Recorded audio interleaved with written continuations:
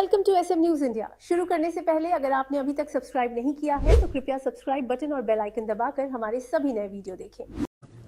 देखिए, कांग्रेस पार्टी की ओर से 10 गारंटियां दी गई थी और 10 गारंटियों में से एक बहुत बड़ी गारंटी एक ये भी थी कि हिमाचल प्रदेश में बेरोजगारी को खत्म करेंगे, बेरोजगार नौजवानों के लिए नौकरी देंगे। कैबिनेट की पहली बैठक में 1 लाख नौकरियां निकाल दी जाएंगी और 5 साल में 5 लाख नौकरियां दी जाएंगी। सरकारी नौकरियां, पक्की नौकरियां, 58 साल वाली नौकरियां, पेंशन वाली नौकरियां। ये सारी बातें हम एक बार नहीं अनेकों बार हमने भाषण में सुनी और उसके बाद सरकार बनने के बाद भी इस गीत को कांग्रेस के मुख्यमंत्री के साथ उप मुख्यमंत्री और मंत्री सभी नेता दोहराते रहे कि नौकरियां देंगे, नौकरियां देंगे, नौकरियां देंगे। और आज 3 वर्ष का कार्यकाल कांग्रेस पार्टी का पूरा हो गया।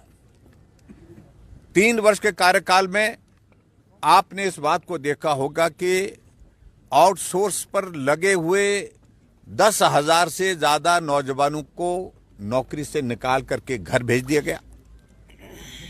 स्टाफ सिलेक्शन कमीशन हमीरपुर अभी तक 3 साल बीतने के बावजूद भी भर्ती की प्रक्रिया शुरू नहीं कर पाया।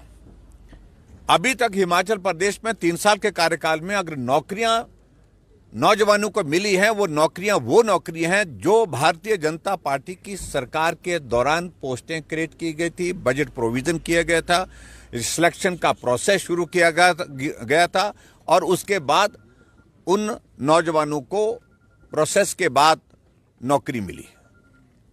वर्तमान सरकार का क्या योगदान है?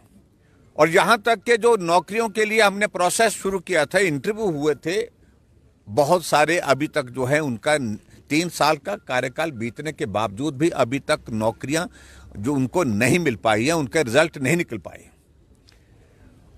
और ऊपर से नई सोच के साथ व्यवस्था परिवर्तन के दौर में जॉब ट्रेनिंग एक नई पॉलिसी की शुरुआत करने की बात कही गई और उसका अभिप्राय क्या है? पूरा नौजवान इसको जानना चाहता है कि 2 साल की नौकरी और उसके बाद फिर टेस्ट, फिर उसमें अगर वो उत्तीर्ण होते हैं, उसमें पास होते हैं, उसके बाद आगे की नौकरी। ये सारे प्रश्न जिसका जवाब हिमाचल प्रदेश की सरकार, सुक्खू जी और उनके मंत्री ना विधानसभा के अंदर दे पा रहे हैं, ना ही विधानसभा के बाहर दे पा रहे हैं। और तरीके एक निकाले, नेताओं के नाम से आउटसोर्स एजेंसी जो है भर्ती के लिए जो है वो एक नया काम शुरू किया है। नेताओं के नाम से, नेताओं के बेटों के नाम पर, और उसमें भर्ती होने से पहले नौकरी आउटसोर्स में मिलेगी, 8,000 9,000 रुपए उसमें पैसा मिलेगा और उसमें नौकरी का इंटरव्यू होने से पहले पैसे मांगे जा रहे हैं। पैसे लोगों ने दिए भी और ये आपको तो मैं ये भ्रष्टाचार का खुला नंगा नाच जो है वो कांग्रेस की सरकार प्रदेश के बेरोजगार नौजवानों के साथ इस प्रकार से उनको ठग करके कर रही है।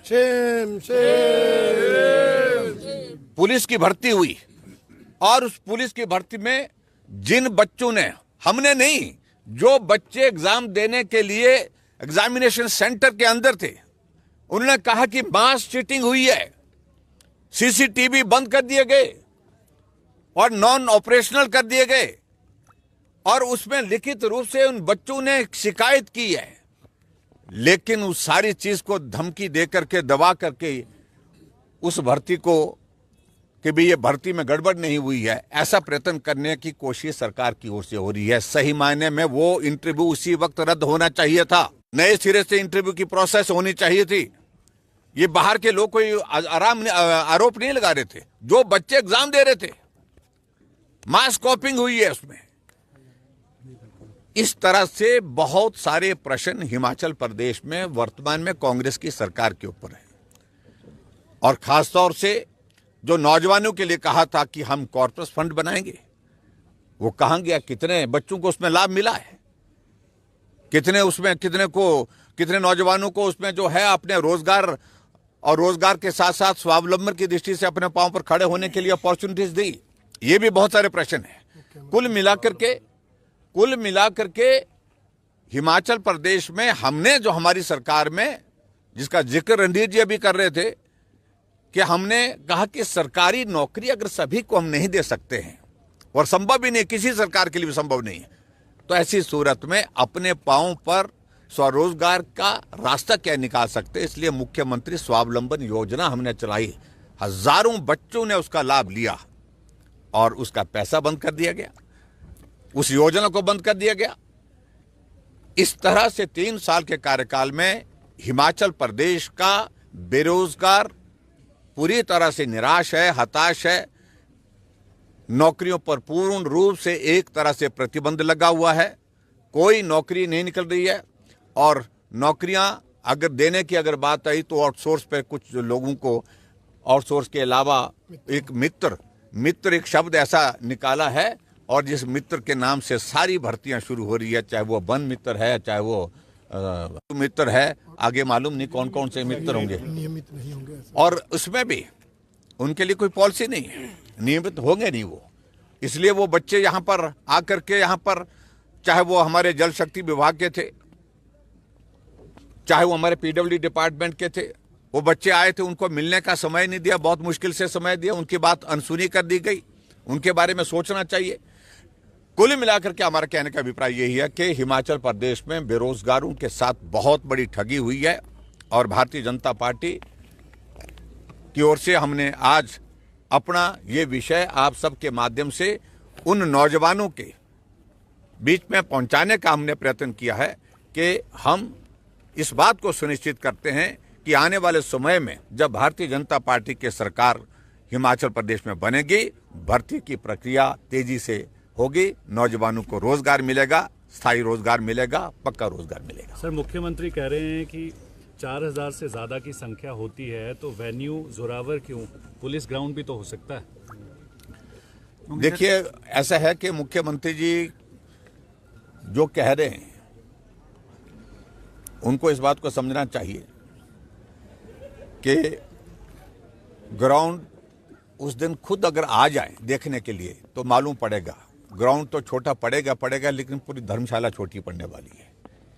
कितनी संख्या में लोग आएंगे, और हम ये चाह रहे हैं, हम विधानसभा के बाहर प्रदर्शन करना चाह रहे हैं, हमारा लक्ष्य ये है, और विधानसभा के सामने, ताकि विधानसभा तक जहां मुख्यमंत्री अंदर बैठे हैं उन तक, उनके कान तक वहां से गूंज पहुंच सके, इस बात को सुनिश्चित करने के लिए हमने तय किया है। और बाकी जहां तक बोल रहे हैं, हमारी क्षमता, हमारी पार्टी की क्षमता, हमारे नेतृत्व की क्षमता, हमने एक बार नहीं अनेकों बार जो है पुलिस ग्राउंड को भरा हुआ है, पड्डल के ग्राउंड को भरा है, मंडी में सुजानपुर के ग्राउंड को भरा है। तो इसलिए मेहरबानी करके हमसे इन सारी बातों का आप प्रश्न मत करिए। बेहतर होगा कि आप उस दिन आए और देखें कि लोग कितने आए हैं। सर, मुख्यमंत्री जहां जिन भवनों का उद्घाटन इन दिनों कर रहे हैं, वो कह रहे हैं कि इनके जो शिलान्यास किए गए थे बिना फंड के कर दिए गए थे, और आज हमें जो है वो फंड उपलब्ध करवाते जो है वो आज इनका उद्घाटन करना पड़ रहा है। इतना इमीडिएट ऐसा है कि 3 साल के कार्यकाल में कोई एक भवन ऐसा नहीं जिसके लिए उनने बजट का प्रावधान किया हो, शिलान्यास किया हो, उसके बाद उस भवन को बना करके तैयार किया हो, एक भी नहीं है।